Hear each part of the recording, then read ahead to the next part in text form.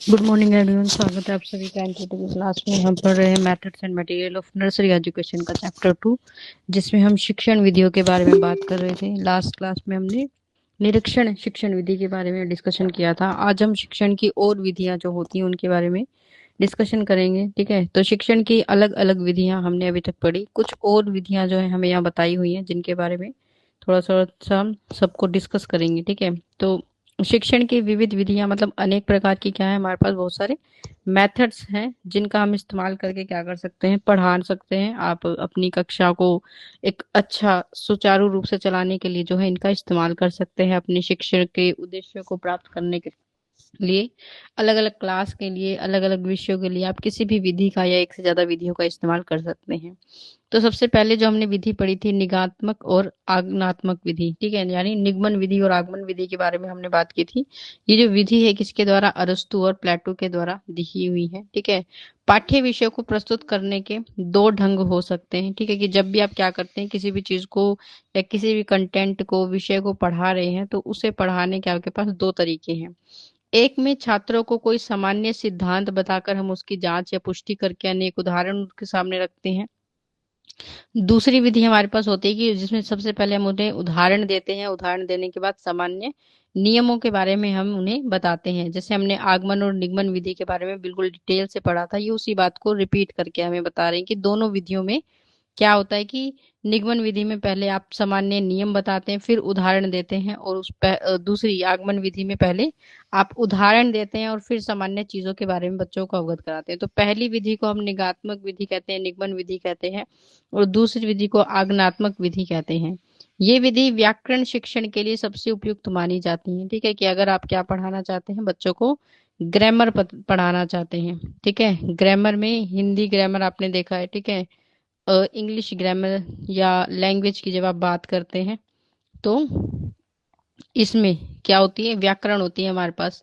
और उसमें आपने देखा है, आपने जैसे संज्ञा पढ़ रहे हैं, जैसे नाउन होता है, सर्वनाम होता है, प्रोनाउन जिसे आप कहते हैं, विशेषण होता है, इस प्रकार के जितने भी टॉपिक होते हैं उनको पढ़ाने के लिए क्या है, ये दोनों ही विधि, दोनों ही क्या है, बिल्कुल उपयुक्त है। क्योंकि इनमें बहुत सारे, कि जब भी आप संज्ञा के बारे में बच्चों को बता रहे हैं, तो आपको पता है कि वो उसका इस्तेमाल जब तक नहीं कर पाएंगे जब तक वो उसको उदाहरण से उसके नियम को जोड़ ना पाए। ठीक है, तो उदाहरण देते ही उन्हें समझ में आता है कि हाँ, इस वस्तु को जो है हम नाउन के नाम से जानते हैं।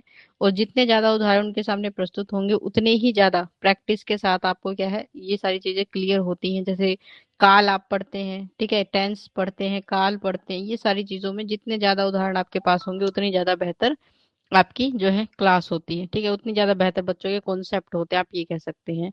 तो इस प्रकार का अगर कोई विषय आप क्या कर रहे हैं, पढ़ा रहे हैं, तो ऐसे विषयों को पढ़ाने के लिए आप क्या कर सकते हैं, इन दोनों में से किसी भी विधि का इस्तेमाल कर सकते हैं। दोनों ही विधियां क्या है, इस तरह की चीजों को पढ़ाने के लिए बिल्कुल उपयुक्त है। क्योंकि बहुत सारे आपके पास इसमें उदाहरण देने के लिए, और जब कॉन्सेप्ट आता है, ठीक है, कि अब भी आप एग्जाम देने आते हैं ना, तो वहां पर भी क्या है, आपसे पूछ लिया जाता है। ठीक है, कि छोटे छोटे कॉन्सेप्ट है, आपने पहले पढ़े हैं, लेकिन इनसे संबंधित अगर आपकी क्या है, कॉन्सेप्ट क्लियर नहीं है, नियमों के बारे में अगर आपने ठीक से नहीं पढ़ा है, तो आप अभी भी इसमें क्या कर पाते हैं, गलती कर लेते हैं। जैसे लिंग बदलो, वचन बदलो, ऐसे बहुत सारे शब्द होते हैं जिनके बारे में आपने नहीं पढ़ा। तो कॉन्सेप्ट के साथ, मतलब जितने ज्यादा आप उन्हें नियम बता रहे हैं, उन नियम के साथ जितने ज्यादा आप उन्हें एग्जाम्पल पुट करेंगे, उसको वो क्या कर पाएंगे, अपने सामान्य नियम से उतने शीघ्र जो है जोड़ पाएंगे और उसका इस्तेमाल कर पाएंगे। तो इसके लिए आप कह सकते हैं कि क्या होना चाहिए, कि बेहतर तरीके से आपको इसके बारे में पता होना चाहिए, और ऐसे विषयों को आप इससे क्या कर सकते हैं, पढ़ा सकते हैं। ठीक है, नेक्स्ट हम बात करेंगे किसके बारे में, संश्लेषणात्मक विधि के बारे में और विश्लेषणात्मक विधि के बारे में। ठीक है,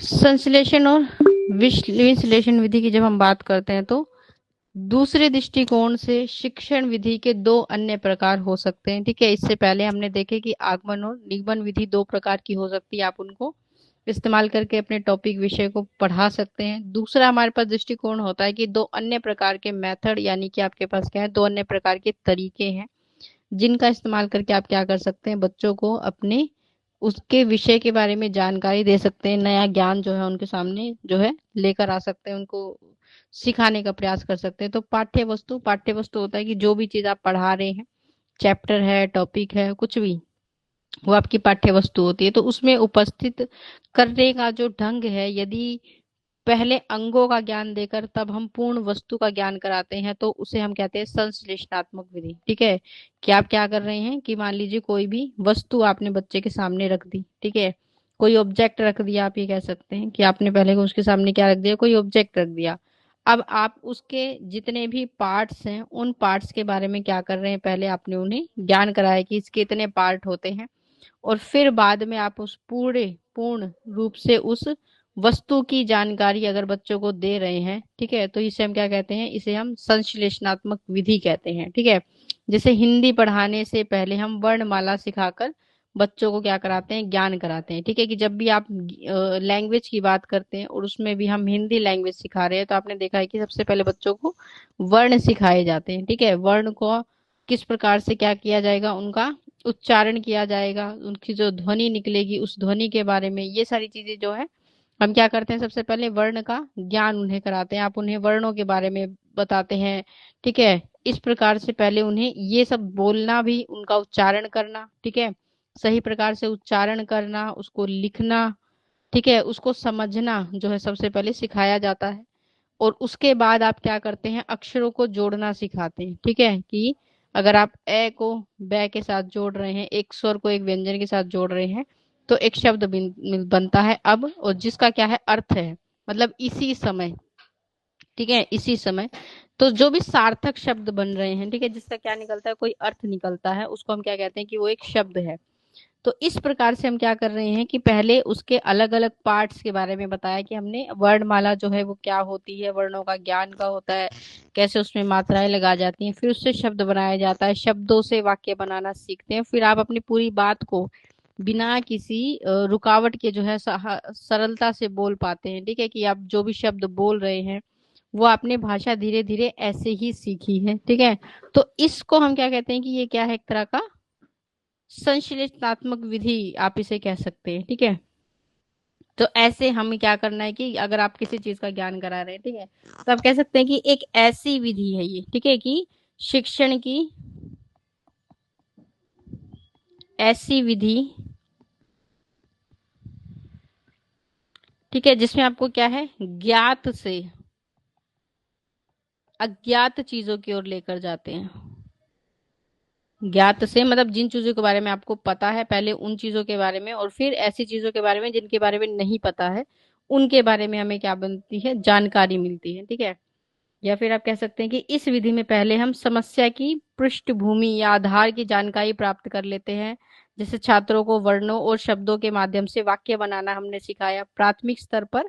ठीक है, आप कह सकते हैं कि ये क्या है, प्राथमिक यानी प्राइमरी लेवल पर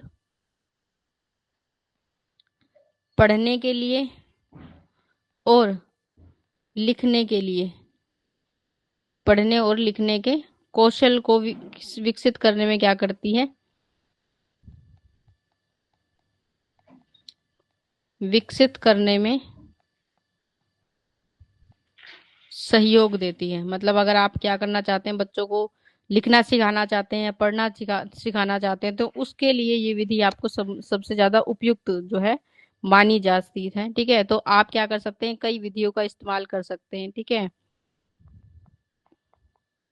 बहुत सारी विधियों का आप क्या कर सकते हैं, इसमें उपयोग कर सकते हैं। ठीक है, तो हम कह सकते हैं कि इस विधि में, ठीक है, विभिन्न विधियों की क्या मिलती है आपको, एक साथ विभिन्न विधियों को और जानकारी को एकीकृत किया जाता है। मतलब एक ही जगह पर क्या कर लिया जाता है, एकत्र कर लिया जाता है, और उसके प्रयोग से हम क्या करते हैं, सीखते हैं। ठीक है, जैसे उदाहरण के लिए कि आप अगर वर्णमाला सिखाना चाहते हैं, वर्णमाला आपने बच्चों को सिखा दी, वर्णमाला सिखाने के बाद छात्र को ध्वनियों के बारे में, ध्वनियों को मिलाकर शब्द बनाना सिखाते हैं तो आप इस विधि का इस्तेमाल कर सकते हैं। ठीक है, फिर जब आपने शब्द बनाना सिखा लिया उसके बाद फिर शब्दों को जोड़कर क्या बनाएंगे आप, वाक्य बनाएंगे, तब भी हम इस विधि का इस्तेमाल कर सकते हैं वाक्य बनाना सिखाने के लिए। तो आप कह सकते हैं प्राइमरी स्तर पर, प्राथमिक स्तर पर बच्चों को सिखाने के लिए क्या है, ये बिल्कुल उपयुक्त है। ठीक है, और अगर आप उच्च स्तर पर या माध्यमिक स्तर पर भी इसका इस्तेमाल करना चाहते हैं तो हम किसके लिए करते हैं, समस्या समाधान के लिए। ठीक है, कि कोई समस्या है आपके सामने, उसका समाधान अगर आप निकालना चाहते हैं तो उसका भी आप इस विधि के द्वारा क्या कर सकते हैं, समाधान निकाल सकते हैं। तो इसका उपयोग हम समस्या समाधान के लिए भी करते हैं, जहां पर आपके पास क्या है, सबसे पहले तो विभिन्न प्रकार की क्या होगी, आपके पास अलग अलग तरह की जानकारी होगी, जिस जानकारी से आपको ये पता लगेगा कि समस्या क्या है। तो उन जानकारियों को मिलाकर, ठीक है, हम अपनी समस्या को देखते हैं और उस समस्या के आधार पर हम क्या करते हैं, एक नया समाधान जो है अपनी समस्या के लिए खोजते हैं या समस्या को खोजने का प्रयास करते हैं। ठीक है, तो इसमें आप कह सकते हैं कि उच्च शिक्षा में अगर आप विज्ञान जैसे उच्च स्तर पर अगर आप इस विधि का इस्तेमाल कर रहे हैं, उच्च शिक्षा में अगर आप इसका क्या करते हैं, उपयोग करते हैं, तो आप विज्ञान को सिखाने के लिए, गणित को सिखाने के लिए क्या कर सकते हैं, इस विधि का इस्तेमाल कर सकते हैं, जिसमें आपके पास बहुत सारी जो अलग अलग समस्याएं होती हैं और उन समस्याओं के समाधान के लिए आप क्या कर सकते हैं, इस प्रकार की विधि का इस्तेमाल कर सकते हैं। ठीक है, तो इसको हम क्या कहते हैं कि ये क्या है, संश्लेषणात्मक विधि, जिसमें आप क्या कर रहे हैं, पहले आप अलग अलग पार्ट्स के बारे में बताते हैं, फिर उस पूरे ऑब्जेक्ट के बारे में बच्चों को जानकारी कराते हैं। तो ऐसी विधि को हम क्या कहते हैं, संश्लेषणात्मक विधि कहते हैं। ठीक है, दूसरी है हमारे पास, यहाँ पर लिखी हुई है लेकिन आपको इसके बारे में बताया नहीं हुआ, क्या, विश्लेषणात्मक विधि, हमारी किताब में इसके बारे में नहीं बताया हुआ। तो इस विधि को अगर आप जानना चाहते हैं तो इसमें क्या है कि एक ऐसी विधि होती है, एक ऐसी प्रक्रिया है जिसमें किसी भी जटिल समस्या या विषय को हम बेहतर ढंग से समझने के लिए क्या करते हैं, उसको छोटे छोटे टुकड़ों में तोड़ देते हैं। ठीक है, तो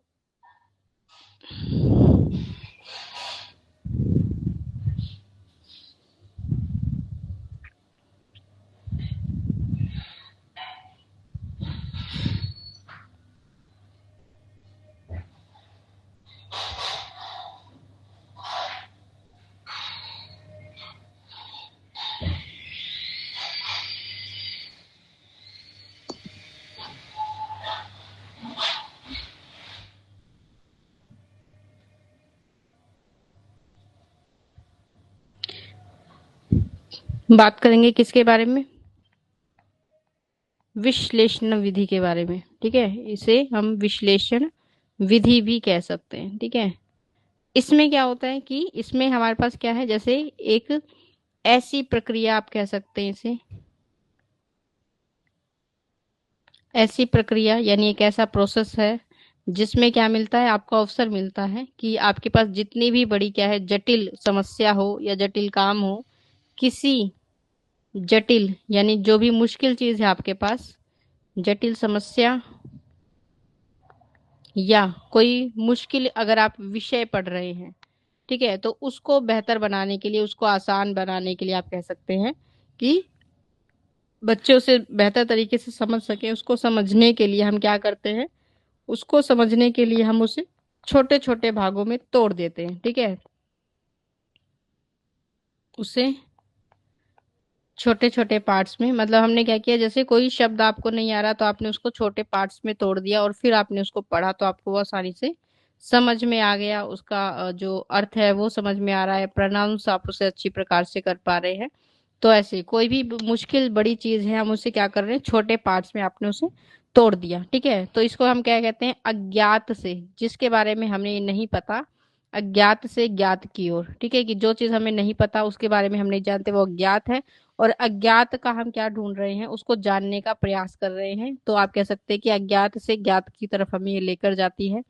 ठीक है, और इस विधि का इस्तेमाल आप किसके लिए करते हैं, जैसे जो तार्किक प्रश्न है जिसमें क्या होता है, तर्क होते हैं, तार्किक प्रश्नों को हल करने के लिए हम क्या करते हैं, इस विधि का इस्तेमाल करते हैं।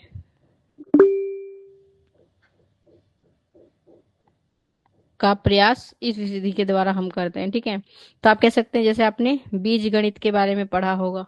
ठीक है, जैसे मैथ्स होता है, मैथ्स के कई प्रकार होते हैं, और आपने ज्यामिति के बारे में, ज्योमेट्री के बारे में आपने पढ़ा है। ठीक है, तो ज्योमेट्री में क्या होती है, परिमेय, परिमेय यानी थ्योरम्स होती है, तो उनको प्रूव करने के लिए, ठीक है, उनको क्या करने के लिए, प्रूफ करने के लिए हम क्या करते हैं, इस विधि का इस्तेमाल करते हैं। ठीक है, तो जैसे आपके पास ट्रायंगल है, ठीक है, वहां पर आपको दो एंगल दिए होते हैं कि ये भी 60 डिग्री का है, ये 30 डिग्री का है, इसको आप पता लगाओ।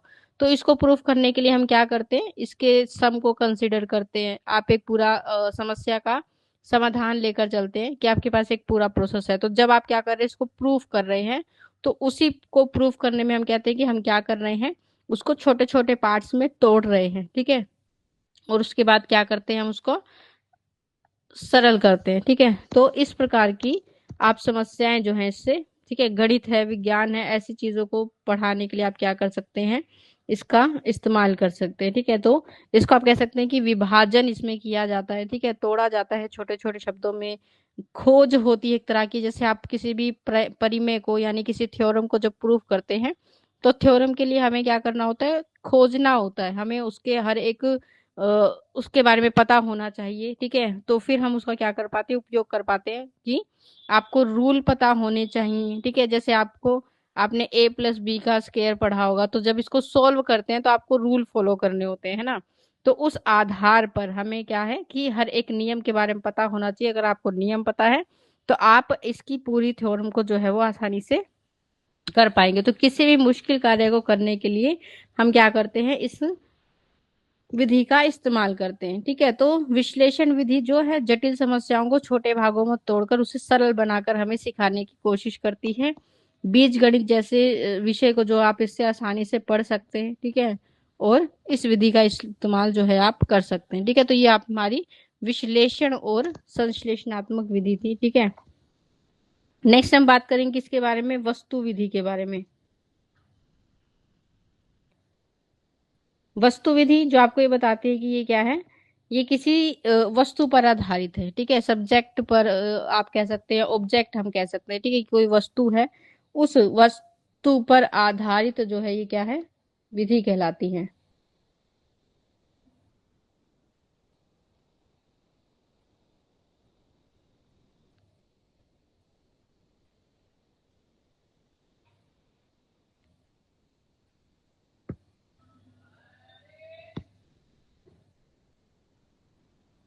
तो वस्तु विधि में हमें क्या पता लगता है कि वस्तु विधि जब आप पढ़ते हैं तो शिक्षण की एक प्रसिद्ध विधि है जिसमें सूत्र होते हैं, मतलब फॉर्मूले होते हैं। ये हमें मूर्त से अमूर्त की तरफ लेकर जाती है, मतलब जिस चीज के बारे में हमें पता है उस चीज से हमें विशेष तरफ की चीजों की तरफ, जिनके बारे में नहीं पता है, उनका ज्ञान हमें इस विधि से होता है। वास्तव में हमें बाहरी संसार का ज्ञान अपनी ज्ञान इंद्रियों के द्वारा होता है। ठीक है, कि बाहर की जितनी भी चीजें आए, जैसे आप लोगों को देखते हैं उससे बहुत कुछ सीखने को मिलता है, आप लोगों को सुनते हैं उससे भी आपको क्या है, बहुत कुछ सीखने को मिलता है। तो ऐसी जितनी भी चीजें आप अपने ज्ञान इंद्रियों के माध्यम से, मतलब अपने सेंसेस के माध्यम से बाहर के समाज की जितनी भी चीजों से आप क्या कर रहे हैं, ज्ञान प्राप्त कर रहे हैं, वो ज्ञान कैसा होता है, ज्ञान इंद्रियों के द्वारा प्राप्त किया ज्ञान, जिसमें आपके नेत्र जो होते हैं वो प्रमुख होते हैं, मतलब आंखों से जो आपको दिख रहा है उससे जो भी ज्ञान आपको मिलता है, जो भी चीजें आपको सीखने को मिलती हैं, वो आपके लिए क्या है, बहुत ही उपयोगी होती हैं। उससे आपको बहुत कुछ क्या है, सीखने को मिलता है।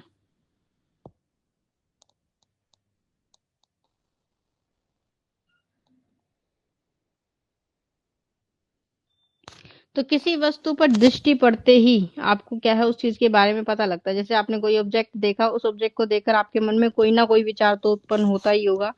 उस विचार के साथ आप उसके सामान्य परिचय से परिचित हो जाते हैं। ठीक है, जैसे मान लीजिए आप रास्ते से जा रहे हैं, आपको कोई लेटर बॉक्स दिख जाए। ठीक है, उस लेटर बॉक्स को देखते ही आपके मन में क्या आएगा, विचार कि ये क्या है, ये एक तरह का लेटर बॉक्स है जिसमें हम क्या कर सकते हैं, जिसमें हम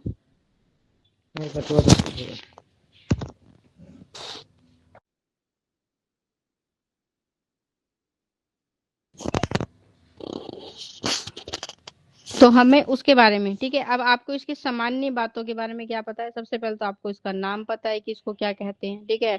फिर आपको इसका उपयोग भी पता है, ठीक है, कि इसका उपयोग कहाँ होता है। फिर इससे जुड़ी हुई विशेष बातों के बारे में आप और भी ज्यादा जानकारी प्राप्त कर सकते हैं, ठीक है। तो हमें जब किसी वस्तु को आप देखते हैं तो उसके बारे में जो भी सामान्य ज्ञान आपको प्राप्त होता है, देखते ही जो जानकारी आपको मिलती है वो क्या है? उसका सामान्य परिचय कहलाता है। लेकिन जब उसके बारे में आप और ज्यादा चीजें पढ़ेंगे, जानेंगे, तो आपको इसकी विशेष चीजों का भी पता लगेगा कि सबसे पहले इसका उपयोग कब किया गया, ठीक है, और कब से कब तक जो है ये इसकी जो भी विशेष बातें हैं उनके बारे में जानकारी आपको मिलेगी।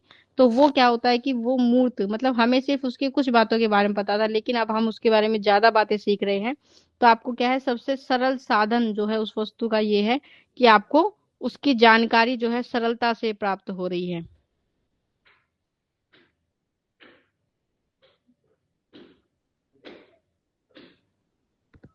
तो इसलिए आरंभ से ही वस्तु विधि का हम क्या लेते हैं? सहारा लिया जाता है, ठीक है।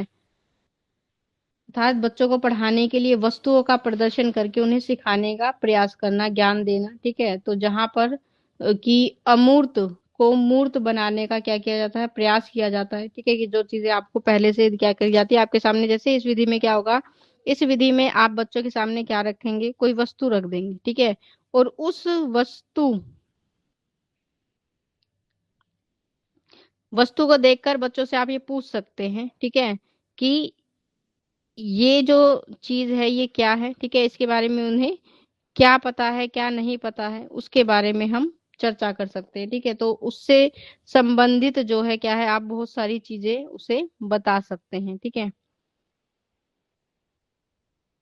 तो जैसे कि 3 और 2 5 होते हैं, इसको समझने के लिए पहले छात्र के सम्मुख क्या है, आप 3 गोलियां रख सकते हैं, ठीक है। जैसे हम बात कर रहे हैं कि इस विधि के द्वारा आप मैथ्स पढ़ा सकते हैं, ठीक है, कि बच्चों के सामने मान लीजिए आपने 3 क्या रख दी? बॉल रख दी, ठीक है। अब उन 3 बॉल्स में आप क्या कर रहे हैं? 2 बॉल्स को और आपने ऐड कर दिया। तो आप बच्चों को प्रत्यक्ष रूप से क्या कर सकते हैं? दिखा सकते हैं कि इसका जो परिणाम है, इसका जो रिजल्ट होगा वो क्या निकलेगा?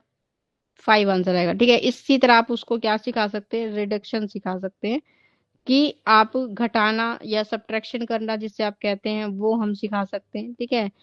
तो आपके पास अगर 5 बॉल्स हैं या 5 किसी तरह की कोई वस्तु है, 5 बनाना कर सकते हैं आप, ठीक है, कोई भी चीज आपके पास 5 है, उसमें से आप ये कहेंगे कि 2 वस्तु मैंने किसी को दे दी।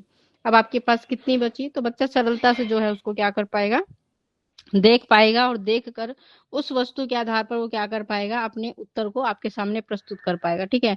तो आप कह सकते हैं कि ये जो विधि है, ठीक है, कि हम जब किसकी बात करते हैं? वस्तु विधि की बात करते हैं, ये क्या है? बिल्कुल सरल है, ठीक है,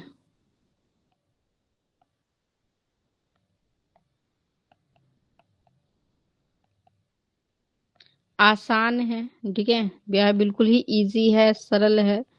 दूसरा ये है कि इसका इस्तेमाल आप क्या कर सकते हैं? प्राथमिक स्तर पर, यानी प्राइमरी लेवल पर आप क्या कर सकते हैं? बच्चों को सिखाने के लिए, प्राथमिक स्तर पर, ठीक है। मैथ्स में जैसे जो प्रॉब्लमेटिक सम्स होते हैं, ठीक है, जैसे एडिशन हो गया, ठीक है, ऐड करना, या फिर क्या करना? सब्ट्रैक्शन करना, ऐसी जो चीजें हैं वो आप क्या कर सकते हैं? इसको सिखा सकते हैं। विज्ञान से संबंधित चीजें भी आप उन्हें सिखा सकते हैं, ठीक है। जैसे आपने उनके सामने कोई भी ऑब्जेक्ट रख दिया, कोई वस्तु रख दी आपने उनके सामने, ठीक है, जैसे मान लीजिए, हाँ, कि आप उन्हें इवेपोरेशन के बारे में बताना चाहते हो, ठीक है, वाष्पोत्सर्जन कैसे होता है, ठीक है। तो उसके लिए आप उनके सामने क्या कर सकते हैं? वस्तु रख सकते हैं, ठीक है, कि आपने पानी रख दिया, ठीक है, पानी को थोड़ा सा आप हीट कर रहे हैं अपने आधार पर, हीट करते ही उसमें से क्या है? आपको वेपर्स निकलते हुए, भाप निकलती हुई दिखाई देगी। तो इसमें भी वो बच्चे क्या कर सकते हैं? ऑब्जर्व कर सकते हैं, ठीक है, इसको निकलते हुए देख सकते हैं, और उससे उनको इस चीज का ज्ञान हो सकता है कि इवेपोरेशन जो है वो कैसे होता है। तो ऐसे कोई भी वस्तु आप जो है बच्चों के सामने रखकर जब उसके बारे में कोई बात जो है उन्हें बताने की कोशिश करते हैं, तो इस प्रकार का जो नियम है वो क्या कहलाता है? वस्तु विधि कहलाती है, ठीक है, कि हम प्रत्यक्ष रूप से आप उसके सामने क्या कर रहे हैं? चीजों को रख रहे हैं, और उसको देखकर, वस्तु को देखकर बच्चे के सामने उससे संबंधित सामान्य बातें तो उसे समझ में आती ही हैं, ठीक है। और सामान्य बातों को आप क्या कर सकते हैं, नए ज्ञान से जोड़ सकते हैं, ठीक है। सामान्य बातों को या सामान्य नियम को आप विशेष चीजों की ओर लेकर जा सकते हैं, विशेष नियम से उसको जोड़ सकते हैं। और आप कह सकते हैं कि जो नया ज्ञान है उसको हम पुराने ज्ञान से क्या कर सकते हैं, जोड़ सकते हैं, संबंध उसका बना सकते हैं, ठीक है। ताकि उनके जो ज्ञान है वो लंबे समय तक उनके मस्तिष्क में बना रहेगा। तो इस विधि का इस्तेमाल हम ऐसे करते हैं। फिर नेक्स्ट विधि आती है हमारे पास करके सीखना, ठीक है। करके सीखना यानी जिसमें क्या है, आपके पास क्या है, एक्सपीरियंस है, ठीक है। जिसे हम किस पर, अनुभव के आधार पर आप कह सकते हैं ये कैसी है, ये एक्सपीरियंस बेस्ड मेथड इसे हम कह सकते हैं, ठीक है। कि आप अपने अनुभव के आधार पर क्या कर रहे हैं, चीजों को सीख रहे हैं, ठीक है। तो कोई भी गतिविधि, कोई भी एक्टिविटी क्या की जाएगी, आपके लिए एक बनाई जाएगी, एक एक्टिविटी आपके लिए क्या की जाएगी, पहले से प्री प्लान की जाएगी, ठीक है। प्लानिंग कर ली जाएगी कि ये गतिविधि बच्चों को करवानी है, इसको करवाने से आपके शिक्षा का जो उद्देश्य है वो पूरा होगा, जिस भी चीज को आप सिखाना चाहते हैं उससे संबंधित अनुभव ज्ञान उन्हें प्राप्त होगा, या फिर आप कह सकते हैं व्यवहारिक ज्ञान उन्हें प्राप्त होगा, जो अपने आधार पर वो क्या कर रहे हैं, अर्जित कर रहे हैं। तो जब से बाल विज्ञान के विकास ने यह कह दिया, मतलब जब हम साइकोलॉजी की बात करते हैं और साइकोलॉजी ये कहता है कि बच्चों को गतिविधियों के आधार पर सिखाया जाए, और उस आधार पर आप कह सकते हैं कि बाल मनोविज्ञान ये कहता है कि अगर आप बच्चों के विकास को बेहतर तरीके से करना चाहते हैं तो इस विकास के लिए आपको क्या करना चाहिए, शिक्षा का जो केंद्र है ना तो विषय होना चाहिए, ना ही अध्यापक होना चाहिए, बल्कि क्या होना चाहिए, हमारा छात्र होना चाहिए। यानी आपकी जो एजुकेशन है, उस एजुकेशन का, उस शिक्षा का आधार क्या होगा, जो एजुकेशन होगी वो स्टूडेंट सेंटर होगी, या फिर आप कह सकते हैं चाइल्ड सेंटर होगी, ठीक है। कि उसका जो केंद्रीकरण होगा, उसका जो सारा ध्यान होना चाहिए वो किसके आधार पर, बच्चे के आधार पर, ठीक है। उसके आधार पर आप क्या करेंगे, पाठ्यक्रम बनाएंगे, उसके आधार पर आप क्या करेंगे, शिक्षण विधि का चयन करेंगे, किस विधि से आप पढ़ाएंगे, ठीक है। उसकी मानसिक क्षमता को ध्यान में रखकर सभी चीजों को बनाया जाएगा, ठीक है। उसकी रुचि के अनुसार, मतलब बच्चों की अपनी रुचि के अनुसार जो है चीजें जो है उनके सामने प्रस्तुत की जाती हैं। तो इस आधार पर आप कह सकते हैं कि हमारा जो एजुकेशन का केंद्र है वो क्या होता है, बच्चा होता है। और बच्चे के आधार पर शिक्षण विधि या फिर शिक्षण की सामग्री भी जो है हम इसी आधार पर जो है कि का चयन करते हैं कि जो बच्चे के आधार पर जो है उचित हो, उसका उपयोग हम करेंगे। और इस आधार पर जब आप उन्हें सिखाने की कोशिश करते हैं तो तब जो शिक्षण है वो कैसा होता है, सक्रिय होता है। मतलब इस प्रकार की गतिविधियों में बच्चा क्या होगा, एक्टिव होगा। स्टूडेंट क्या होते हैं, एक्टिव होते हैं, गतिशील होते हैं, और वो क्या करते हैं, इसमें अपनी भागीदारी को दर्शाते हैं।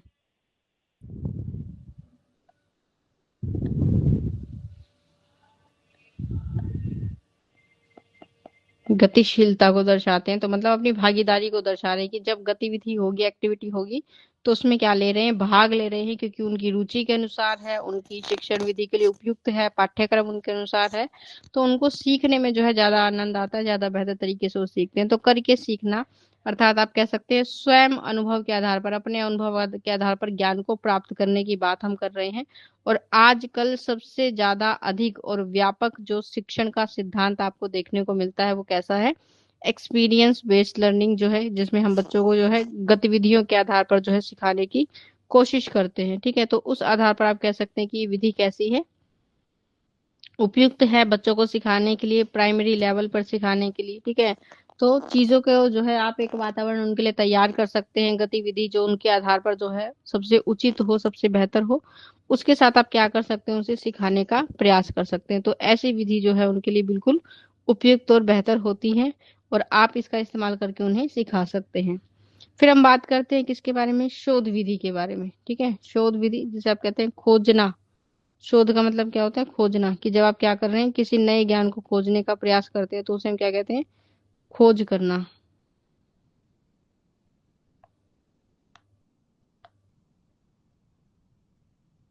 शोध विधि तो जर्मनी के प्रोफेसर आर्मस्ट्रॉन्ग के द्वारा जो है शोध विधि दी गई थी। मतलब ये विधि किसके द्वारा दी गई है, जर्मनी के प्रोफेसर हैं, जर्मनी के वो एक प्रोफेसर है, उनका नाम है आर्मस्ट्रॉन्ग। उनके द्वारा शोध विधि का क्या किया था, प्रतिपादन, उनके द्वारा ये विधि दी गई थी। इस विधि में छात्रों को उपयुक्त वातावरण रख कर स्वयं किसी तथ्य को ढूंढने के लिए क्या किया जाता है, प्रेरित किया जाता है। मतलब आप उनके लिए क्या कर लेंगे, एक पहले से ही वातावरण जो है उनके लिए बना लेंगे और उस वातावरण में उन्हें सही ज्ञान को खोजने के लिए क्या करेंगे, प्रोत्साहित करेंगे। तो इस प्रकार की विधि को हम क्या कहते हैं, शोध विधि की। वो कुछ नया सीखने की, नया कुछ नया ज्ञान अर्जित करने की आप क्या कर रहे हैं, कोशिश करते हैं। तो इसका अर्थ ये नहीं है कि अध्यापक का इसमें कोई रोल नहीं होता। वो क्या करता है, सबसे पहले तो छात्रों के लिए ऐसा वातावरण तैयार करेगा कि वो सबसे पहले क्या करें, इसी प्रकार के ज्ञान को खोजने का प्रयास करें जो उनके लिए उचित है। दूसरा ये है कि छात्रों को मन माना काम करने के लिए क्या है, छोड़ दिया जाता है। ठीक है, सच पूछिए तो वह छात्रों का क्या कर रहे हैं, पथ प्रदर्शन करते हैं। ठीक है, उन्हें गलत रास्ते से हटाकर सीधे रास्ते पर जो है सही मार्ग प्रदर्शन करते हैं, ताकि वो सही जो ज्ञान उनके लिए उपयुक्त है उसको क्या कर पाए, इसमें ढूंढ पाए। तो आप कह सकते हैं कि अगर आप इस विधि का इस्तेमाल कर रहे हैं तो ये विधि क्या सुनिश्चित करती है, ये सुनिश्चित करती है, मतलब इस चीज को क्या कर देती है, फिक्स कर देती है कि इस विधि का इस्तेमाल करने से अगर आप क्या कर रहे हैं, सीख रहे हैं, तो वो ज्ञान कैसा होगा, विश्वसनीय होगा। मतलब आप उस पर क्या कर सकते हैं, ट्रस्ट कर सकते हैं कि जो आपको सीखने को मिला है वो कैसा है, बिल्कुल ठीक है, मान्य है। मतलब उसको माना जाएगा, वो बिना अर्थ का ज्ञान नहीं होगा और कैसा होगा, व्यवस्थित होगा। मतलब एक स्थिति जो आप कहते हैं कि सीक्वेंस में चीजें होती हैं, उस आधार पर आपको सीखने को मिलेंगी। इससे जो नॉलेज आपको मिलेगी उसमें क्या होगा, उसमें वो गुणात्मक होगी। मतलब उसके अंदर क्या होगी, क्वालिटी होगी। ठीक है, तो आप कह सकते हैं कि वो कैसी होगी, गुणात्मक होगी, गुणों से युक्त होगा, मात्रात्मक होगी, मतलब आप क्वांटिटी भी होगी, मतलब अच्छे से अच्छी, ज्यादा से ज्यादा बातें आपको सीखने का मिलेगा। और इसमें आपके पास प्राथमिक और द्वितीय डाटा जो है विभिन्न प्रकार से, मतलब हो सकता है कि सबसे पहले आपको एक जानकारी प्राप्त करनी है, उसके बाद क्या है, आपको दूसरी जानकारी प्राप्त करनी है, और इस आधार पर जो भी डाटा आप इकट्ठा कर रहे हैं उस डाटा के आधार पर क्या है, बहुत सारे प्रकार आपके पास हो सकते हैं। ठीक है, तो इसको हम क्या कहते हैं, शोध विधि का नाम देते हैं। ठीक है, तो इस आधार पर कि जो भी ज्ञान आप इससे सीखेंगे वो कैसा होगा, बिल्कुल आप उस पर ट्रस्ट कर सकते हैं, विश्वास कर सकते हैं कि वो अच्छी नॉलेज आपने ग्रहण की है। उसको हर व्यक्ति के द्वारा क्या किया जाएगा, स्वीकार किया जाएगा कि जो भी आपने इस गतिविधि के माध्यम से सीखा है वो बिल्कुल उपयुक्त है, व्यवस्थित है। मतलब चरण के आधार पर चलेगा कि एक के बाद एक चीजें जैसे सीक्वेंस में चलती हैं, उस आधार पर आपको सीखने का जो है इसमें अवसर मिलता है। और फिर कैसी एजुकेशन है आपके पास, कैसा ज्ञान है, गुणात्मक है, अच्छी क्वालिटी की नॉलेज आपको मिलेगी, और कैसी ज्यादा से ज्यादा चीजें सीखने का अवसर मिलेगा। ठीक है, हो सकता है इसमें चीजें जो कैसी हों कि चरण के आधार पर, कि पहले एक चीज की जानकारी प्राप्त करेंगे, तो जैसे आप पहेलियों में करते हैं कि एक अगर अर्थ आपने ढूंढ लिया तो आप दूसरे स्टेप पर जा सकते हैं, उस तरीके से जो है आपको इसमें ज्ञान सीखने का अवसर जो है मिल सकता है। ठीक है, फिर इस विधि की जब आप बात करते हैं तो इस विधि में आपको क्या करना होता है, इसके कुछ मुख्य घटक होते हैं। ठीक है, जिनके बारे में आपको क्या करना है, ध्यान देना है। ठीक है, क्या होते हैं इसके कुछ मुख्य घटक होते हैं, जैसे कि डेटा संग्रहण तकनीक। क्या आपको क्या करना है, डाटा इकट्ठा करना है। ठीक है, तो डाटा इकट्ठा करने के लिए आपको क्या करना पड़ सकता है, सर्वेक्षण, जांच करनी पड़ सकती है, साक्षात्कार, मतलब जैसे हम पहले साक्षात्कार के बारे में आपने पढ़ा, साक्षात्कार क्या है, जब किसी व्यक्ति से आप किसी चीज के बारे में जानकारी ले रहे हैं तो उसे साक्षात्कार हम कहते हैं। ठीक है, आपको अवलोकन करना पड़ सकता है, मतलब स्वयं जाकर उस चीज को देखने का अवसर में आपको मिलेगा, या फिर आपको प्रयोग करने के भी क्या है, अवसर इसमें मिल सकते हैं। तो किसी प्रकार का आप क्या कर सकते हैं, मेथड इस्तेमाल कर सकते हैं अपनी जानकारी को एकत्रित करने के लिए। ठीक है, फिर जो डाटा आप इकट्ठा करेंगे सारी जानकारी से, उस डाटा का आपको क्या करना होता है, स्वयं विश्लेषण करना होगा। ठीक है, कि आपको उसकी क्या करनी है, जांच करनी है, एक बार स्वयं क्या करना है, देखना है कि जो डाटा, जो विश्लेषण आपके पास है, उस विश्लेषण तकनीक के आधार पर क्या वो सही है या नहीं है। तो इसके लिए आप क्या कर सकते हैं, जैसे जो सांख्यिकी संख्या के आधार पर आपके पास डाटा है उसका आप इस्तेमाल कर सकते हैं, या फिर अन्य तरीकों का भी, जो भी आपको उपयुक्त लगे उनका इस्तेमाल करके आप क्या कर सकते हैं, इसका विश्लेषण कर सकते हैं। ठीक है, तीसरा घटक होता है इसमें क्या करना है आपको, शोध डिजाइन आपके पास होता है। ठीक है, शोध डिजाइन मतलब अध्ययन को व्यवस्थित करके आपको तर्क पे के आधार पर योजना बनाती है। मतलब जो भी चीजें आपने क्या की हैं अब तक पढ़ी हैं, जो भी अध्ययन आपने किया है, उस अध्ययन को आपको क्या करना है, व्यवस्थित करना है, सही स्थिति से क्या करना है, उसको अरेंज करना है, और उस आधार पर एक तर्क के आधार पर आपको क्या करनी है, योजना बनानी है। ठीक है, डाटा इकट्ठा कर लिया आपने, उसकी एक आपने योजना बना ली, और फिर अब इस एकत्रित किए हुए डाटा को आपको कैसे उपयोग करना है, वो आप क्या है इस आधार पर कर सकते हैं। ठीक है, तो ये 3 चरण आपको क्या है इसमें फॉलो करने हैं, तो आप अपनी शोध विधि का इस्तेमाल कर पाएंगे। अगला मेथड होता है हमारे पास कौन सा, प्रोजेक्ट मेथड। ठीक है, प्रोजेक्ट मेथड हम क्या करते हैं कि जैसे जो उच्च शिक्षा का स्तर होता है, ठीक है, कि जो बच्चे कैसे हैं, उच्च शिक्षा प्राप्त कर रहे हैं, उनके लिए हम क्या कर सकते हैं, इस विधि का इस्तेमाल करते हैं। तो प्रोजेक्ट विधि अमेरिका की प्रसिद्ध शिक्षा शास्त्री जब आप बात करते हैं ड्यूई, कैलपैट्रिक, स्टीवेसन आदि के द्वारा एक सम्मिलित, मतलब इन तीनों के द्वारा इस विधि को क्या किया गया है, बनाया गया है। और इसके अनुसार आप कह सकते हैं कि ज्ञान प्राप्ति के लिए स्वाभाविक वातावरण अधिक उपयुक्त होता है। कि जब आप कोई चीज सीखना चाहते हैं, किसी चीज के बारे में कोई ज्ञान अर्जित करना चाहते हैं, तो आपके आसपास का जो एनवायरनमेंट है वो आपके लिए सबसे उपयुक्त है। और इस विधि से पढ़ने के लिए कोई समस्या जो है, आप पहले क्या करते हैं कि कोई आपने क्या ले ली, कोई प्रॉब्लम ले ली, अगर आप इस विधि का इस्तेमाल करना चाहते हैं तो उस प्रॉब्लम के आधार पर आप क्या करेंगे, इसका समाधान खोजना है आपको। ठीक है, और इस समाधान के लिए क्या करेंगे, आप अलग अलग तरह के मेथड इस्तेमाल कर सकते हैं। ठीक है, आप शोध भी कर सकते हैं, आप किताबों का सहारा ले सकते हैं, लाइब्रेरी में जाकर पुस्तकें पढ़ सकते हैं। ठीक है, आप समाचार पत्रों का सहारा लेते हैं, मतलब जहां से भी आपको जिस चीज की जानकारी मिल रही है, आपको वो सारी जानकारी क्या कर लेनी है, एकत्रित कर लेनी है। एकत्रित करने के बाद आप क्या करते हैं, एक रिपोर्ट बनाते हैं। ठीक है, जिस रिपोर्ट के आधार पर आप क्या करेंगे, अपनी समस्या को प्रस्तुत करते हैं। ठीक है, उसका इंट्रोडक्शन देते हैं, भी समस्या क्या है, कैसे ये शुरू हुई, फिर उसके बाद उसके बारे में बताया जाता है, इसके सिम्टम्स के बारे में, हर एक चीज के बारे में। समस्या ऐसे मतलब कोई भी समस्या हो सकती है, जैसे मान लीजिए कि स्कूल से या फिर जो अध्यापक है वो आपको ये देते कि भाई जब बारिश का मौसम होता है उस वक्त आपने देखा है कि डेंगू और मलेरिया की जो समस्याएं हैं वो बहुत ज्यादा बढ़ जाती हैं। तो ये हमारे लिए क्या है, एक समस्या है, अब इसका समाधान ढूंढना है। तो बच्चे अपने आधार पर अलग अलग जगहों से, किसी भी व्यक्ति से जो है इसके बारे में जानकारी ले सकते हैं कि ये क्या होता है, कैसे होता है। आप नेट पर सर्च कर सकते हैं, और वो सारी जानकारी आपको क्या करनी है, एकत्रित करनी है। जैसे आप प्रोजेक्ट बनाते हैं पेज पर, तो मेन होता तो ये प्रोजेक्ट ऐसे है कि आपको सिर्फ ये बता दिया जाता है कि ये हमारे पास एक समस्या है, इसका समाधान खोजिए।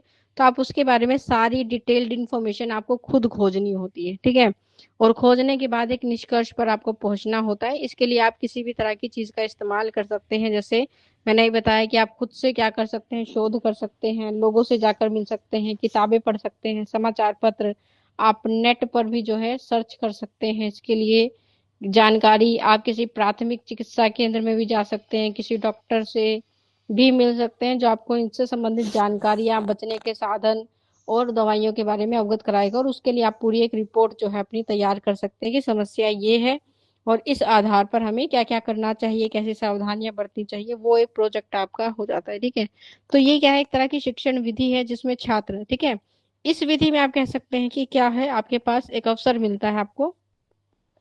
इस विधि में जो छात्र है वो व्यक्तिगत, मतलब आप अपने आधार पर या व्यक्तिगत रूप से, या फिर आप क्या बना सकते हैं, ग्रुप समूह भी बना सकते हैं। कि जैसे आप जब प्रोजेक्ट दे रहे हैं तो प्रोजेक्ट एक बच्चे को अलग अलग समस्या भी दी जा सकती है, सिंगल सिंगल, या फिर आप ग्रुप में भी दे सकते हैं कि पहले 5 बच्चों को आपने एक समस्या दे दी, 6 से 10 रोल नंबर या बच्चों को आपने अलग समस्या दे दी, ऐसे। तो व्यक्तिगत आधार पर भी आप अलग अलग बच्चों को अलग अलग तरह की समस्या दे सकते हैं, या फिर ग्रुप में भी आप इसे दे सकते हैं, समूह में। एक वास्तविक, मतलब जो समस्या हमारे सामने क्या है, वास्तविक रूप से है, और इसका क्या है, हमारे पास एक उद्देश्य है कि बच्चे को जो है इससे संबंधित जानकारी मिलेगी। उद्देश्यपूर्ण परियोजना आपके पास है, ठीक है, उसको हमें क्या करना है, पूरा करना है। और उसको पूरा करने के लिए आपको क्या है, सहयोग लेना है किताबों का, ठीक है, अलग अलग व्यक्ति का आप ले सकते हैं, जैसा आपको ठीक लगे वैसा। बस आपको क्या दिया जाता है, समय सीमा होती है इसमें, ठीक है, कि आपके पास क्या है, एक समय अवधि होगी। वो अध्यापक पर होता है कि वो आपको 15 दिन का समय दे रहे हैं, 1 मंथ का समय दे रहे हैं, किस प्रकार से आप उसको उतने समय में इसे कंप्लीट करके उनके सामने रखना होता है। ठीक है, तो इसमें ये आप कह सकते हैं कि इसमें करके सीखने का सिद्धांत भी आ जाता है कि आप अपने अनुभव के आधार पर, ठीक है, इससे आपको बहुत सारे फायदा होते हैं। ठीक है, एक तो आपके पास जो है समस्या समाधान का जो कौशल आपके अंदर जो है क्या होगा, विकसित होगा कि आप किसी भी समस्या का समाधान अगर अब कर पा रहे हैं तो आगे जीवन में भी कर पाएंगे। इसमें आपको सहयोग की भावना जो है, सहयोग और आत्मनिर्भर बनने का जो है आत्म अवसर मिलता है कि आप अपने आधार पर जितना आप कर सकते हैं उस आधार पर क्या कर सकते हैं, चीजों को सीखने का प्रयास कर सकते हैं। तो आत्मनिर्भरता का अवसर आपको जो है इसमें मिलता है, आत्मनिर्भर होने के लिए आपको विकसित होने का अवसर मिलता है। ठीक है, इसमें आपको जो है प्रोजेक्ट को पहले, सबसे पहले क्या होता है कि मेथड, इसमें आपको एक प्रोसेस जो है पूरा करना पड़ता है। सबसे पहले क्या होता है कि आपको प्रोजेक्ट दिया जाता है। ठीक है, तो आप कह सकते हैं कि सबसे पहले क्या है, प्रोजेक्ट आपने का चुनाव किया, आपने उसे लिया। उसके बाद क्या है, उसको पूरा करने के लिए क्या बनाई, एक योजना बनाई कि कैसे इसको पूरा किया जाएगा। फिर उस योजना को पूरा करने के लिए आपने क्या किया, क्रिया की, मतलब जो भी गतिविधि आप कर रहे हैं, किसी अध्यापक से मिल रहे हैं, किसी पुस्तक को पढ़ रहे हैं, लाइब्रेरी में जा रहे हैं, जितने भी काम आप कर रहे हैं वो आपकी गतिविधियों के रूप हैं। फिर उसके बाद आप क्या करते हैं, एक मूल्यांकन करते हैं कि आपके द्वारा किए हुए सारे कामों से क्या आपका जो परिणाम है वो सही आया या नहीं आया। और उस आधार पर हम क्या करते हैं, एक रिकॉर्ड बनाते हैं, या फिर आप कह सकते हैं कि हम बनाते हैं एक रिपोर्ट, और जिसमें सारी बातें जो हैं वो लिखी जाती हैं।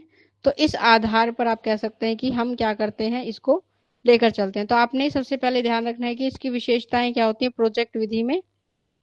प्रोजेक्ट विधि में आपके पास सबसे पहले एक उद्देश्य है कि आपके पास एक समस्या है, उसका समाधान आपको करना है।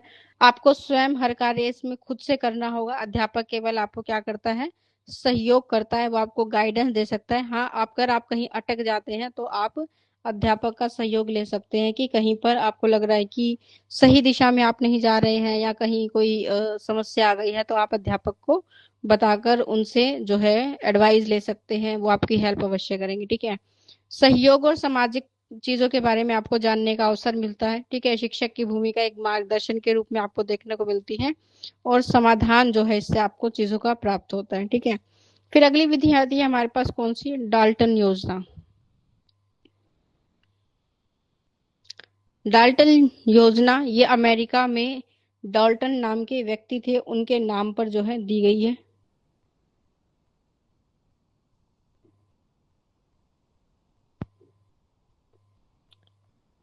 तो जब हम डाल्टन योजना की बात करते हैं, अमेरिका के डाल्टन नामक स्थान पर 1912 में से 1915 के बीच में कुमारी हेलेन पार्कस्ट के द्वारा जो है ये विधि दी गई थी। ठीक है, कि इसका नाम डाल्टन इसलिए पड़ा क्योंकि डाल्टन नामक स्थान पर जो है इसको बनाया गया या फिर इसका निर्माण हुआ। तो शिक्षा की एक नई विधि के रूप में जो है इसको जाना जाता है, डाल्टन योजना या डाल्टन विधि आप इसे कह सकते हैं, डाल्टन पद्धति भी इसे कहा जाता है। ठीक है, और हेलन पार्कस्ट के द्वारा ये दी गई थी। इस विधि में कक्षा शिक्षण के दोषों को दूर करने के लिए आविष्कृत की गई है। मतलब इस विधि को किस लिए बनाया गया कि कक्षा में जब आप पढ़ाते हैं उसके दौरान जो भी समस्याएं आपको देखने को मिलती हैं उनको सुधारने के लिए हम क्या करते हैं, इसका इस्तेमाल करते हैं।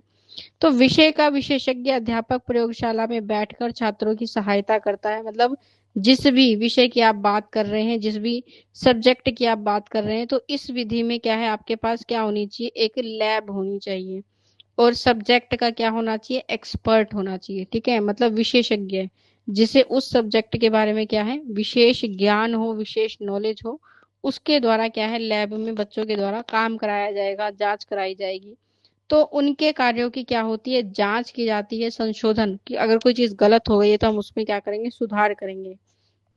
तो वर्ष भर में आपको, मतलब 1 साल का जैसे आपके किसी भी क्लास का टाइमिंग होता है कि एक वर्ष में आपको एक क्लास पूरी करनी होती है, वर्ष भर का कार्य 9 या 10 भागों में हम क्या करते हैं, बांट देते हैं, और निर्धारित कार्य के रूप में प्रत्येक छात्र को क्या कर दिया जाता है, इसे बांट दिया जाता है। ठीक है, तो जैसे 1 वर्ष का आपका क्या है, स्कूल या कक्षा की जो टाइमिंग होती है कि 1 वर्ष में एक क्लास पूरी होगी, तो उसमें जितना भी आपका क्या होगा, पाठ्यक्रम होगा, उसको क्या कर दिया जाएगा, भागों में तोड़ दिया जाएगा। ठीक है, या तो उसको 9 पार्ट में या फिर उसको 9 से 10 पार्ट में हम क्या कर देंगे, उसको डिवाइड कर देंगे और उस आधार पर प्रत्येक छात्र को क्या है, लिखित रूप से वो क्या है, दे दिया जाएगा। ठीक है, मतलब 9 से 10 हमने क्या कर लिए, पार्ट कर लिए।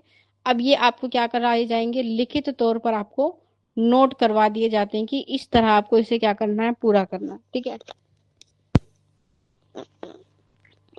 फिर आपको जो है, जो भी छात्र है आपको नोट करा दिए जाते हैं। उसके बाद जो उस छात्र के द्वारा निर्धारित कार्य अपनी रुचि के अनुसार, मतलब आप अपने आधार पर अपनी इंटरेस्ट के अनुसार क्या कर सकते हैं, अलग अलग प्रयोगशालाओं में जाकर अपने कार्य को पूरा कर सकते हैं। मतलब लैब का होना इसके लिए उपयुक्त है। अगर आपके स्कूल में है तो आप उसका इस्तेमाल कर सकते हैं, नहीं है तो आप किसी भी अपने आसपास सोसाइटी में जो भी प्रयोगशाला है उनका जो है उपयोग कर सकते हैं, अगर आपको अवसर मिल रहा है तो। फिर 1 महीने में जो भी कार्य आपने पूरा किया है उसको दूसरे माह पर निर्धारित कार्य दिया जाता है, कि अगर आपने 1 महीने में जो भी टास्क कंप्लीट किए हैं, ठीक है, जो भी काम आपके क्या हो गए, पूरे हो गए, उसको आपको क्या कराना है, अपने अध्यापक को उसको दिखाना होता है। ठीक है, उस आधार पर आपको नेक्स्ट मंथ का जो भी टास्क है वो क्या कर दिया जाएगा, असाइन कर दिया जाएगा। अगर आपको इसे करने में ज्यादा समय लग रहा है तो जब तक आप इसे दिखाएंगे नहीं, सबमिट नहीं कराएंगे, आप इसका आगे जो है नहीं पढ़ पाएंगे। तो इस प्रकार छात्र की उन्नति उसके कार्य पर निर्भर करती है, कि अगर आपने अपने काम को सही समय पर पूरा कर लिया तो आपको अगला टास्क दिया जाएगा, नहीं कर पाए तो आप वहीं पर अटके रहेंगे। ठीक है, आप आगे नहीं बढ़ पाएंगे। तो आपकी उन्नति पर सारे कार्य निर्भर करेंगे। इस योजना में छात्रों को उनकी रुचि और सुविधा के अनुसार कार्य करने की, मतलब कि आपके पास जब समय है, जब आपको लगता है कि हाँ अब मेरे पास सहूलियत है, मेरे पास समय है, मैं अपने कार्य को पूरा कर सकता हूँ, उस समय आप क्या कर सकते हैं, अपने कार्य को पूरा कर सकते हैं। ठीक है, तो इसमें आप ये कहेंगे, ये जो योजना है छात्रों को अपनी अध्ययन योजना बनाने और शिक्षक की आवश्यकता अनुसार मदद मांगने की अनुमति देती है। ठीक है, क्या है आपके पास इसमें 2 अवसर होते हैं। ठीक है, एक अवसर क्या है, आप अपने अध्ययन के आधार पर, मतलब जो कुछ भी आपने पढ़ा है उस आधार पर अपने लिए योजना बना सकते हैं। दूसरा अवसर ये है कि आप को अगर आवश्यकता है, जरूरत है, ठीक है, तो आप आवश्यकता के अनुसार शिक्षक से, मतलब अध्यापक से सहायता ले सकते हैं। ठीक है, वो आपका मार्गदर्शन करेंगे। इसमें आपके पास जो है 3 चीजें जो है प्रमुख होती हैं। ठीक है, 3 मुख्य भाग आपको इसमें देखने को मिलते हैं। कौन कौन से? पहला भाग होता है आपके पास हाउस। ठीक है, जिसका आधार क्या होता है, सामाजिक आधार। दूसरा आपके पास क्या होता है, असाइनमेंट होता है। ठीक है, कि आपके पास जो भी टास्क आपको दिए गए हैं वो क्या है, एक तरह के असाइनमेंट है। आपको उन्हें किस आधार पर, मासिक आधार पर, मतलब मंथ के आधार पर क्या करना है, मासिक कार्यों को पूरा करना है, कि एक मंथ में इतने कार्य आपको पूरा कर लेना है। ठीक है, तीसरा आपके पास आधार क्या होती है, प्रयोगशाला, कि उसमें जाकर आपको क्या करना है, कार्य करना है। और उस आधार पर आप क्या कर सकते हैं, अपने व्यक्तिगत क्षेत्र में चीजों को सीख सकते हैं। ठीक है, और इससे क्या है, आपके ये पूरी विधि जो है किस पर, छात्र केंद्रित है, व्यक्तिगत निर्देश पर आधारित है, कि आपके पास क्या है, स्वतंत्रता है, आपकी अपनी रिस्पॉन्सिबिलिटी है, आपको जिम्मेदार बनाती है कि आप अगर अपने काम को पूरा करेंगे तो ही आप आगे बढ़ पाएंगे, नहीं तो आप पीछे ही रह जाएंगे। ठीक है, कार्य का विभाजन इसमें असाइनमेंट है, मतलब चीजों को क्या कर दिया गया, बांट दिया गया, और उस आधार पर आप जो है अपने आधार पर चीजों को पूरा कर सकते हैं। ठीक है, सहयोग के लिए आपके पास अध्यापक और अन्य चीजें जो है होती हैं, जिनकी सहायता आप क्या कर सकते हैं, अपने कार्य को पूरा करने के लिए ले सकते हैं।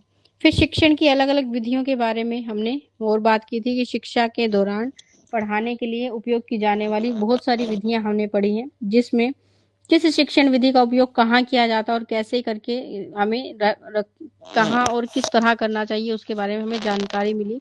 तो ये शिक्षक की, मतलब ये आपके ऊपर निर्भर करता है कि आप किस प्रकार के कौशल से युक्त हैं, और उस आधार पर आप क्या कर सकते हैं, विधि का चयन कर सकते हैं। तो शिक्षण विधियों में कई प्रकार की होती है, जैसे व्याख्यान विधि, प्रदर्शन विधि, व्याख्यान प्रदर्शन विधि, प्रश्नोत्तरी विधि, इनके बारे में बात करेंगे।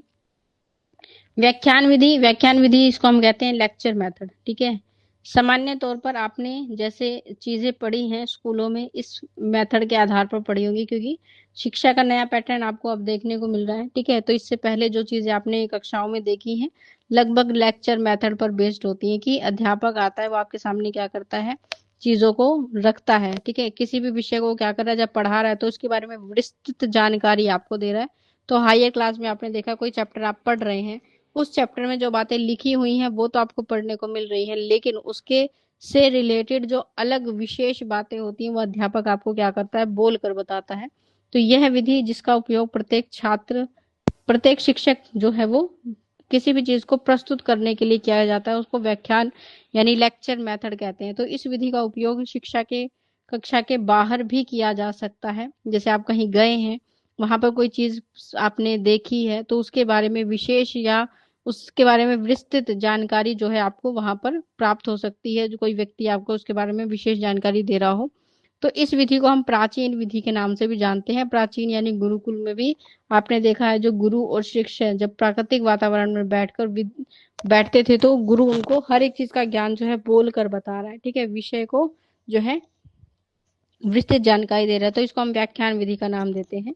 और ये विधि सबसे सरल मानी जाती है, बिल्कुल आसान है। जो चीजें आपको पता है उन सभी चीजों के बारे में आप बच्चों को अवगत कराते चले जाते हैं। तो इसका लाभ ये है कि इससे कक्षा में एक अनुशासन बना रहता है। ठीक है, ड्रॉबैक आप ये कह सकते हैं कि बच्चे कैसे रहते हैं, बच्चे जो है वो निष्क्रिय रहते हैं। वो अगर ध्यान से नहीं सुनेंगे तो वो इस विधि के माध्यम से कुछ भी नहीं सीख पाते हैं। तो आपको इसमें फोकस रखना पड़ता है, ध्यानपूर्वक बातों को सीखना पड़ेगा। हाँ, इस विधि के माध्यम से आप कह सकते हैं कि आपके श्रवण कौशल का क्या होता है, विकास होता है। ठीक है, कि आपका जो श्रवण कौशल है उसको आप बहुत तरीके से अच्छी तरीके से क्या कर पाएंगे, विकसित कर पाएंगे। और किसी भी चीज को सीखने के लिए ये बहुत जरूरी है कि आप उसको क्या करें, ध्यान पूर्वक सीखें। ठीक है, ध्यान पूर्वक क्या करें, सुनेंगे। जितने ज्यादा धैर्य से आप चीजों को सुनते हैं उतनी बातें आपको ज्यादा सीखने का अवसर इससे प्राप्त होता है। दूसरी विधि होती है प्रेजेंटेशन। ठीक है, प्रदर्शन विधि जिसे कहते हैं। इस विधि को हम सामान्यतः तौर पर क्या कहते हैं, डेमोन्स्ट्रेशन मेथड कहते हैं। डेमोन्स्ट्रेशन मेथड मतलब आपने बच्चों के सामने क्या कर दिया, जैसे कोई उपकरण रख दिया। ठीक है, उस उपकरण के बारे में फिर आप उसको क्या कर रहे हैं, विस्तृत जानकारी दे रहे हैं। मतलब चीजों को दिखाना, दिखाने के बाद उसके बारे में बताना, उसको हम डेमोन्स्ट्रेशन कहते हैं। प्रदर्शन विधि आप इसे कह सकते हैं। तो प्रदर्शन विधि में भी शिक्षक को विज्ञान जैसे विषय को पढ़ाने के लिए बहुत उपयुक्त होती है। कि आप जब किसी लैब में जाते हैं, किसी चीज को देखते हैं, तो वहां पर आपको पहले वो मॉडल दिखाया जाता है। ठीक है, तो उसको देखने के बाद उसके बारे में सारी जानकारी आपको बताई जाती है। उसे हम व्याख्यान विधि कहते हैं, प्रदर्शन विधि। ठीक है, तो इसको इसकी सहायता से क्या कर सकते हैं, आप प्रदर्शन कर सकते हैं। छात्रों को स्पष्ट रूप से समझाने के लिए शिक्षक जो है क्या करता है, किसी ऑब्जेक्ट या किसी वस्तु का सहारा लेता है। प्रदर्शन विधि में शिक्षक छात्रों के मध्य प्रकरण संबंधित दृश्यों को प्रकट कर सकता है। मतलब उससे संबंधित चीजों को क्या कर सकते हैं, जैसे आप कोई चित्र दिखा सकते हैं, मैप दिखा सकते हैं, कोई मॉडल आप दिखा रहे हैं, कोई प्रोजेक्ट आप दिखा रहे हैं, उनको दिखाकर उसके बारे में ज्ञान देने को हम दृश्य के आधार पर छात्रों को जो है चीजें ज्यादा बेहतर तरीके से समझ में आती है। कि जो चीजें आपको दिख रही हैं उससे संबंधित जानकारी आपको ज्यादा बेहतर तरीके से याद रहती है और बच्चे उसमें रुचि भी लेते हैं। तो इस प्रकार की विधि जिसमें ज्ञान क्या हो जाता है, स्थायी हो जाता है, क्योंकि एक मनोवैज्ञानिक विधि है। तो चीजें आप देख रहे हैं, देखने के आधार पर सुन रहे हैं, उसके बारे में विस्तृत जानकारी आपको मिल रही है, तो इसको हम प्रदर्शन विधि का नाम देते हैं। फिर आती है प्रश्नोत्तर विधि, जिसमें आपके सामने क्या होते हैं, प्रश्न होते हैं। तो छात्र आप विद्यार्थी से क्या किए जाते हैं, अलग अलग प्रश्न किए जाते हैं। तो इस विधि को प्लूटो के द्वारा जो है दिया गया था। ठीक है, प्लूटो के गुरु यह सुकरात के द्वारा इसको दिया गया था। ठीक है, तो प्रश्नोत्तर विधि के द्वारा छात्रों को चिंतन करने का मतलब, आपसे जब प्रश्न पूछा जाएगा तो उस संबंध में आप क्या करेंगे, विचार करेंगे, और उसके बाद जो है अपने उस उत्तर को अध्यापक के सामने प्रस्तुत करते हैं। तो यह छात्रों को पुनः स्मरण करने की शक्ति का विकास करते हैं। कि जितना ज्यादा आप क्या कर पाएंगे, विचार कर पाएंगे, जो चीजें आपने पहले सीखी हैं उनको क्या कर पाएंगे, याद कर पाएंगे। तो आपकी स्मरण शक्ति को बेहतर बनाने में क्या करती है, ये आपकी सहायता करती है। ठीक है, इसे हम क्या कहते हैं, क्वेश्चनिंग मेथड। क्वेश्चन मेथड यानी आप क्या कर रहे हैं, प्रश्नों के माध्यम से बच्चों से क्या पूछे जा रहे हैं, ज्यादा से ज्यादा आप क्या करेंगे, प्रश्न पूछेंगे, और प्रश्नों के उत्तर के आधार पर हमें उनकी नॉलेज का, उनके ज्ञान का जो है वो प्रदर्शन देखने को मिल सकता है। कि कितनी जानकारी बच्चे को उस संबंध में है, उस विषय में है। एक इससे क्या होता है, उनके अंदर आत्मविश्वास, सेल्फ कॉन्फिडेंस जो है बढ़ता है। ठीक है, हेजिटेशन, ठीक है, कि झिझक जो होती है बोलने की सभी के सामने, उसको आप इस विधि के द्वारा क्या कर सकते हैं, दूर कर सकते हैं। ठीक है, तो बेहतर तरीके से जो है इन सब चीजों का विकास हो सकता है। ठीक है, आगमन और निगमन विधि के बारे में हमने पहले भी पढ़ा था। ठीक है, आगमन विधि की हम पहले से ही डिस्कशन कर चुके हैं, ये भी इसका ही एक रूप है। इस विधि का उपयोग हम क्या करते हैं, राजनीति प्रतिपादन गुरु और जनक के द्वारा किया जाता है। आगमन विधि में शिक्षण कार्य का आरंभ करने से पहले, शुरू करने से पहले हम उनकी पहले के ज्ञान की जो है पहले से ही क्या कर लेते हैं, जांच कर लेते हैं, और उसके आधार पर जो है नए ज्ञान को उनके सामने प्रस्तुत करते हैं, ज्ञात से ज्ञात की ओर वस्तु को लेकर जाते हैं।